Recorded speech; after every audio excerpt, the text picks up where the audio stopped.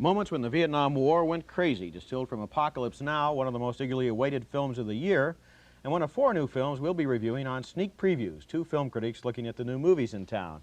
And across the aisle from me is Gene Siskel, the film critic of the Chicago Tribune. And this is Roger Ebert, film critic of the Chicago Sun-Times. Now, in addition to Apocalypse Now, which we're going to have a big disagreement about, we'll also be reviewing 2 films about male-female relationships, Burt Reynolds and Jill Clayburgh in Starting Over, and Julie Andrews and Dudley Moore in the movie 10. Also, a thriller about a vicious phone caller, When a Stranger Calls.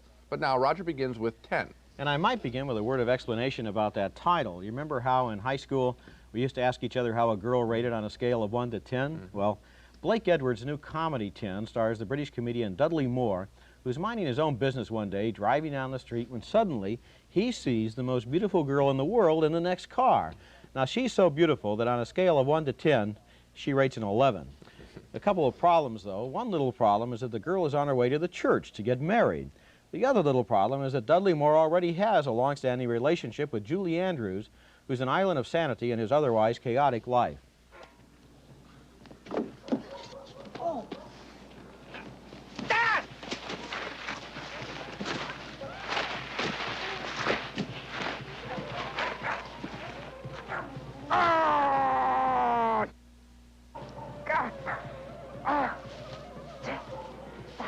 Oh. Hey, I see him. What's he doing?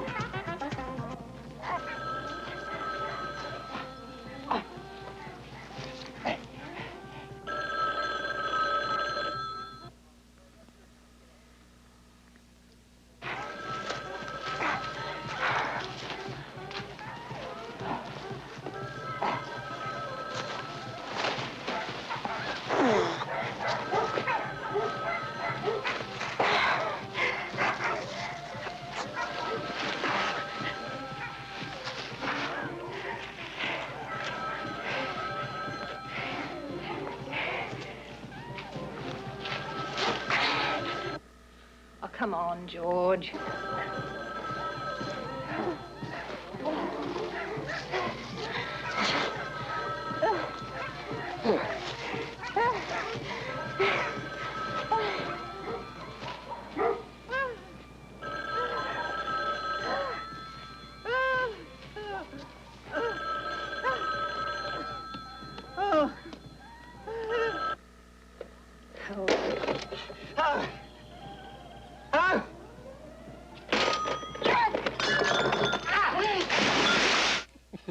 Did you ever have one of those days? Well, anyway, Dudley Moore forgets about Julie Andrews for the time being, and he concentrates his energies on following the most beautiful girl in the world, and he finds her, too. Through an amazing series of coincidences, they both wind up at the same expensive resort in Mexico, where Moore finds the sand a little hot for his feet.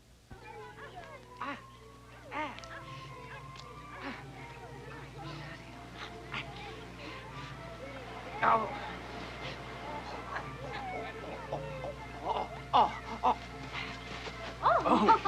Sorry.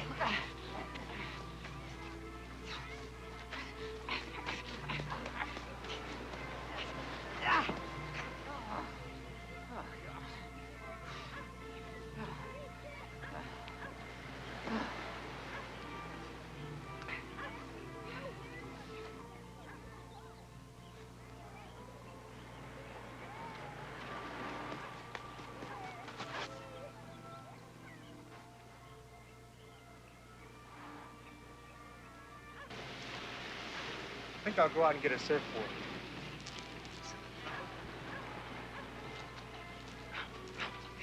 Damn! Damn!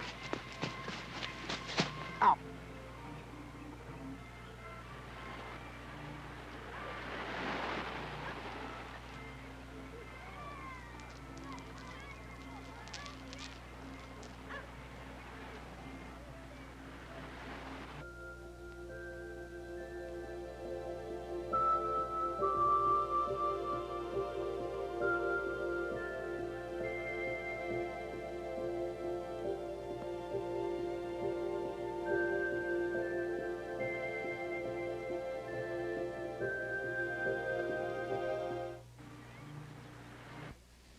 That was Bo Derek as the inspiration for all of Dudley Moore's fantasies, and there are a lot of fantasies in Tin, which I think is one of the best comedies of the year, a movie that moves so confidently between moods that it always seems one step ahead of us. It's very funny, yes, I think it's the funniest movie ever directed by Blake Edwards, and he's made all of the Pink Panther comedies, but it has a lot of truth, too, about love and human nature in it.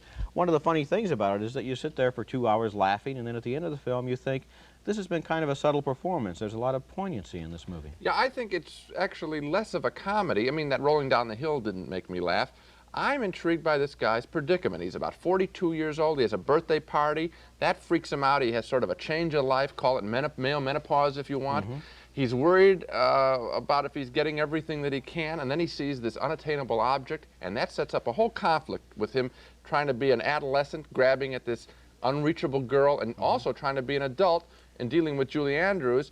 The guy has not grown up. It's a real good, serious investigation of what it's like to be an adolescent, what it's like to be an adult. I found it an intriguing film. It's a good movie, and really one of the things that makes it good, I think, is that performance by Dudley Moore.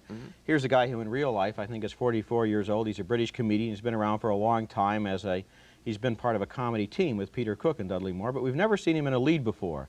And he's got to do a lot of acting in this film. There are so many different moods and kinds of scenes that he has to get into. And I was really carried along. I cared about him. I think Dudley Moore is a star in this movie. Yeah, I didn't know whether he was going to end up with Julie Andrews or not. And I must say, I don't know whether he should have or whether he should have still gone after that girl. The girl's not just she looks gorgeous on the surface, but... definitely 11 on a scale of 1 to 10. Yes, but what she has to say to him in the bedroom, in the hotel, is serious stuff. So I'm going to say it's a better serious film than I think it really is a comedy. Now we got to switch the subject to scary movies. I think that scary movies are really about the easiest films to make. All you do is show someone afraid of being attacked and then have somebody else attack them. That's why my standards for scary movies are real high. The best scary movies, I think, have to have a little fun in them to make them special and not just be ponderously shocking, like When a Stranger Calls, which is about a vicious crackpot who terrorizes babysitter Carol Kane by calling her and asking if she's checked the children.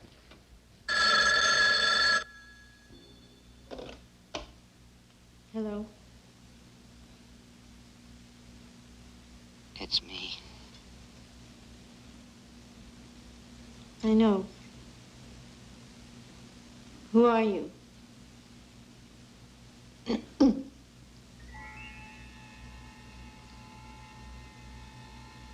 I'm not going to be here much longer. Dr. Mandrakis and his wife are coming home. I know.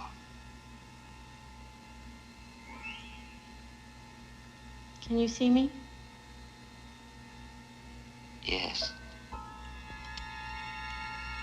You don't know who I am or where I live. And Dr. Mandrakis will take me home, or maybe even the police. You've called the police.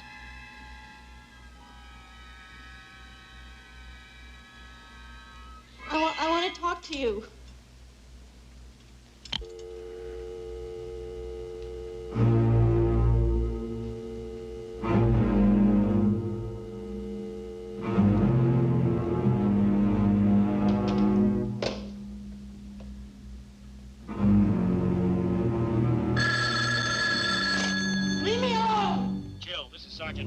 Listen to me. We've traced the call. It's coming from inside the house. Our squad car's on the way over there right now. Just get out of that house. Jill? Jill?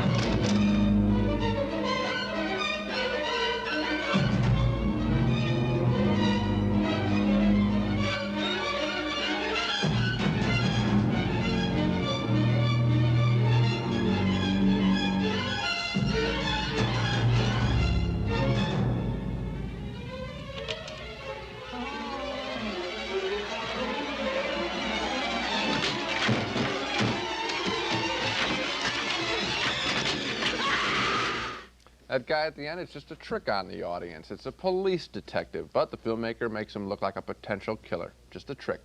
It turns out the real phone caller is a real killer, and we get a bloody shot of the murdered children in bed. Boy, is that cheap, huh? I thought When a Stranger Calls was unusually cruel, terrorizing women and portraying them as weak and defenseless, cowering in corners. They even cast Carol Kane with her little ringlets so she looks like a little girl, maybe a teenager. Real vicious picture. Depressing, violent movie. And not very well made either. No. I think there are times, and maybe Halloween is one of those times, when we want to go see a scary movie. Last year at this time, we had a good scary movie. It was called Halloween. It had a lot of great camera angles, had a lot of great style to it, had a great feeling to it. It was shot in daytime and dark, very exciting. This picture... It scared you. This movie is an insult to your intelligence. You sit there and you say, I'm supposed to be afraid of this, I'm supposed to be scared by this. Anyone who goes to see movies like this is going to say this is really second rate. Yeah, it's because all the scares are the same way. He's there, he isn't there, and then when he isn't there, then he comes again. I mean, and at the end of the film, you have that unbelievable coincidence years later. You sit there and you say, come on, are we going to accept this? We can't, you know. I want to just stress this point about portraying women as these defenseless creatures. Yeah. That's as cruel a stereotype as anything, any race that gets stereotypically shown in the movies. Women as these little indefensible creatures. Let's have a movie in which the guy is a babysitter. The phone rings and it's some girl who's looking at him through the window. Like to see that. Right. Let's change the subject totally to a movie that has a little more respect for women anyway. Yeah. A complete change of pace otherwise. It's a new comedy called Starting Over. A comedy that seems to have all the right ingredients anyway, but somehow it seemed pretty lightweight to me. The movie stars Burt Reynolds as an earnestly middle-aged guy who gets divorced from Candace Bergen. Then he has to figure out all over again how to exist as a single man. He moves into a bachelor apartment, and then he finds an attractive new woman who's played by Jill Clayburgh.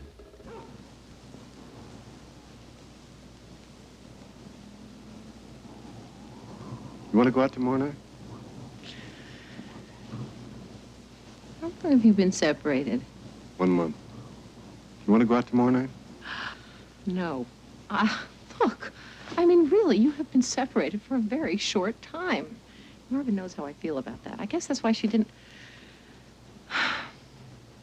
Anyway, it's a very intense time I'm for not you. that intense. Well, a little intense. I'm a little intense. Right. Forget it. Look, in the old days, I'd have already been calling my girlfriends to tell them about you. So don't feel bad. In fact, I'd like it if you called me later on. How much later? Oh, 3, 4 months. You know anybody I can go out with now? It's an excellent question. That's kind of a new Burt Reynolds there, a little bit more low-key and kind of little boyish than he is in some of his other movies. One of Reynolds' problems in this movie is that he still sort of loves his ex-wife, who is played by Candace Bergen. Or at least he still has lust in his heart for her, or you might say he wouldn't mind trying to start all over again, which is what the movie is about. So he gives his marriage another chance, but this time she seems to be trying too hard. She's a liberated feminist would-be songwriter who tries to seduce him with her latest composition, and it's just too bad that she can't sing. Better than ever, this time forever. Baby, I missed your tender touch. I've been out on my own and I learned so much. Come on, let me show you. Come on, let me hold you. Don't be scared of what might come of this. I've been saving up all my tenderness. Better than ever. It's got to be better. Hey, hey, hey. Better than ever. It's got to be better. Have you lost your marbles?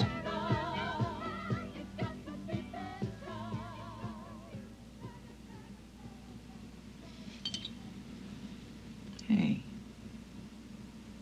Look at us. We're a couple.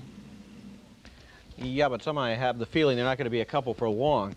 Starting Over does have a lot of good people in it. Jill Clayburgh is a fascinating, complicated actress, and Burt Reynolds plays an interesting character in this movie. He's shy and insecure and very sincere about everything. But Starting Over never seems to go anywhere. We never get the feeling we really know what he feels about his wife or how his girlfriend feels about him.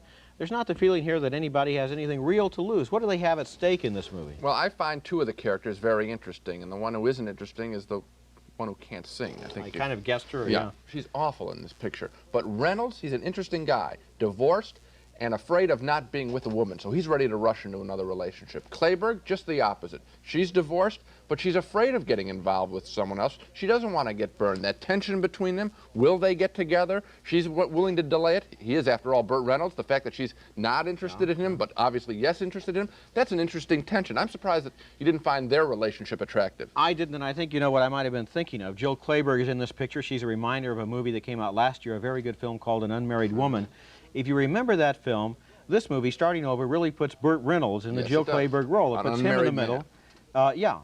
And he is an unmarried man. And so the problem is we want to say, what is he coming away from? What was his first marriage like? What did he have at stake in that marriage? And we don't know. The scene that we just saw with Candice Bergen behaving like that really confuses us. We sit in the audience and we say, what is the movie telling us about this character? She's a total loss. But to be fair, she's not on screen that much. And if she were on less, it would be a better picture. But the two of them together, they are interesting, and they do point to one interesting fact, which is this notion of being divorced, how it can twist you in two ways, and neither one of them are pretty attractive ways to live. Well, I must say, you liked the movie more than I did. I saw good things in it, but it didn't really commit me to these characters at all. So a slight division, a bigger division now when we talk about one of the most talked about films in years, Francis Coppola's Vietnam War film, Apocalypse Now. It's almost been 10 years in the making, one of the first Vietnam War films conceived, but yet it's going to be one of the last big ones, I'm afraid, to be released. It's the story of a young Army captain, Martin Sheen, being sent up a river to Cambodia to kill a renegade Army colonel, Marlon Brando, who's been disobeying orders and has set up his own jungle kingdom. Now, Martin Sheen is a bit surprised when he encounters the cavalier attitude of the soldiers accompanying him up the river. The President of the United States, baby. That's what I'm doing. Hey, Sheriff, put the cover on that. Clean. How long has that kid been on this boat? 7 months. He's really specializing in busting my... Very possible, Captain. He thinks the same of you. Oh, yeah? What do you think, Chief? I don't think. My orders say I'm not supposed to know where I'm taking this boat, so I don't. But one look at you and I know it's going to be hot, wherever it is.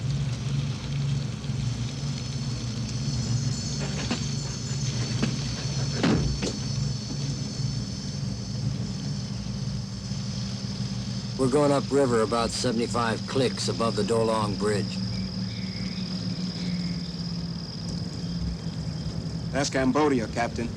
That's classified. We're not supposed to be in Cambodia, but that's where I'm going. You just get me close to my destination and I'll cut you and the crew loose. All right, Captain.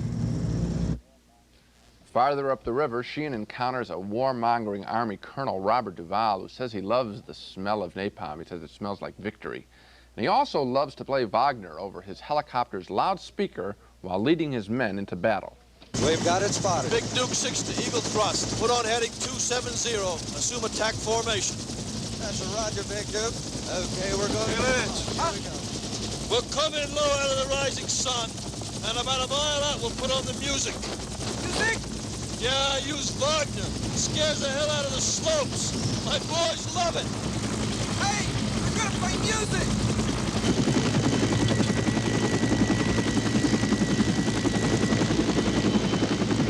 How come all you guys sit on your helmet? Don't get a phone off.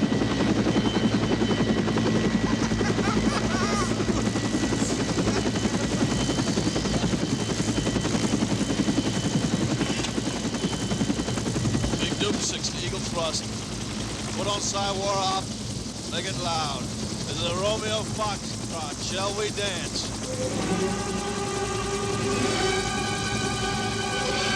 Jimmy! Yes, sir!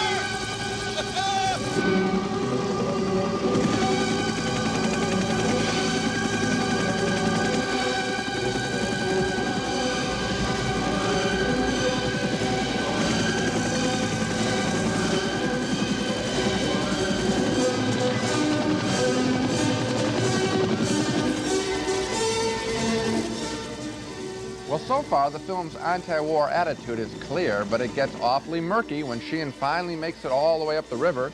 He's placed in a bamboo prison by Marlon Brando's followers and is lectured by one of them, Dennis Hopper. There's something happening out here, man. You know something, man? I know something that you don't know. That's right, Jack. The man is clear in his mind, but his soul is mad. Oh, yeah. He's dying, I think. He hates all this. He hates it.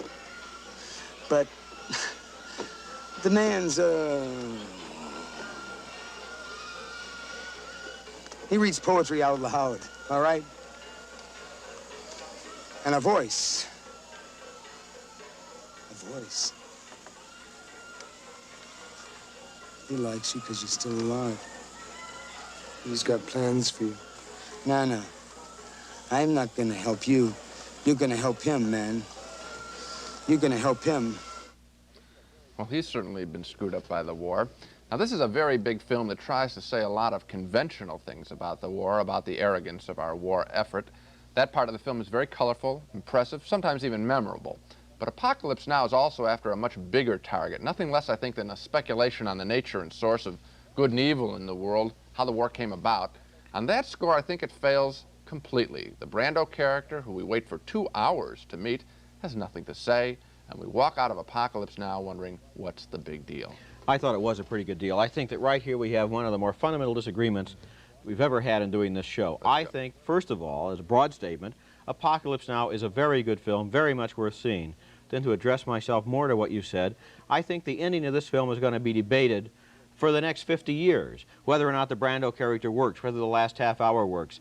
I think we can save ourselves a lot of time if I admit to you right now that although I think the last half hour works, I doubt if I can ever convince you of that, and that the first 2 hours of the film are certainly among the most, consist of some of the most beautiful, heartbreaking, tragic, memorable footage of war that I've ever seen. And you're referring to things like the helicopter with the music. Yes, let me tell you, right. Raj, that I don't think it's such a big achievement to make a heart-rending film about Vietnam. I think that America is so conflicted about the war. The people who served feel bad about it. The people who didn't serve feel bad about it. The people who didn't stop it. I think that you can show almost anything to do with Vietnam and people feel, oh my God, the human waste. That may be true, but on the other hand, this movie is made on such an epic scale. The filmmaking is so good. The performances, particularly by Martin Sheen and Robert Duvall, are so good that we don't see stuff like this every day. This is an extraordinary event.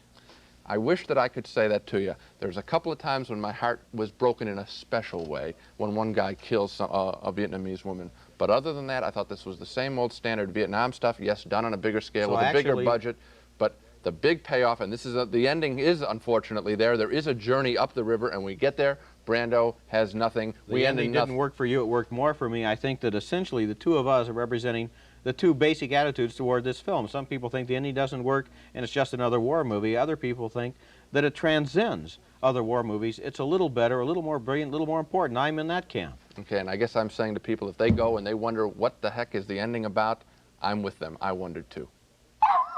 Well, Gene, here's somebody who never has to wonder, Spot the Wonder Dog, who leaps into the balcony and announces it's time for Dog of the Week, where we both picked the week's two worst movies. Well, Roger, my dog this week is a really sick disaster film called City on Fire.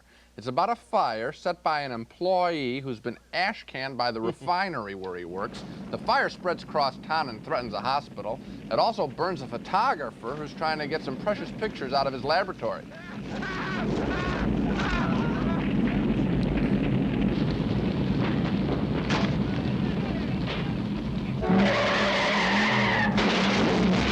Yeah, it's not enough he gets set on fire. He has to get hit by a car yet.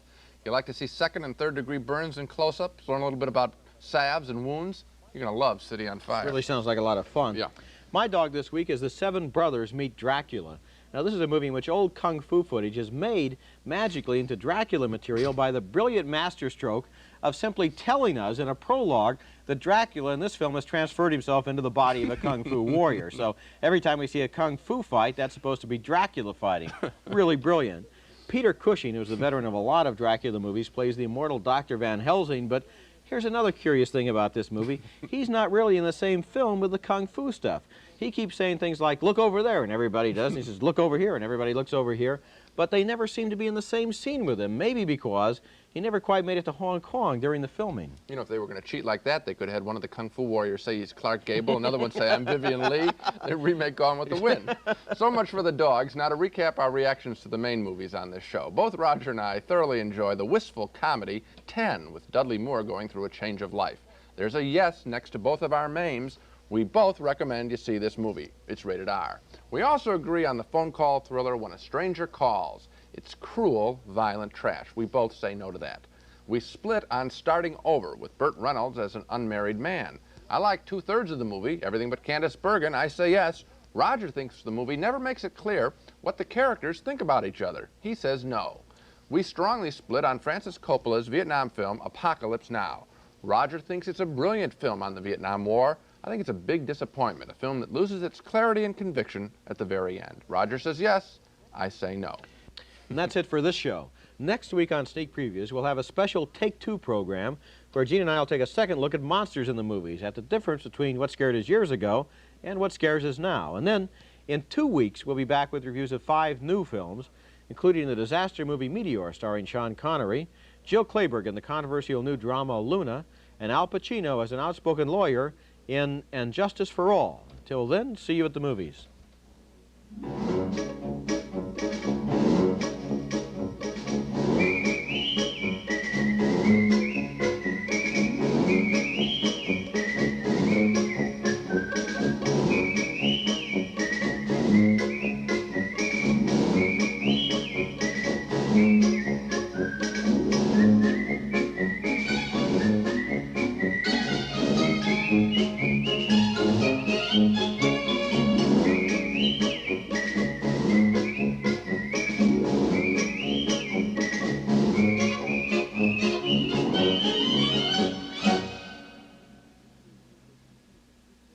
Funding for Sneak Previews was provided by this station and by other public television stations.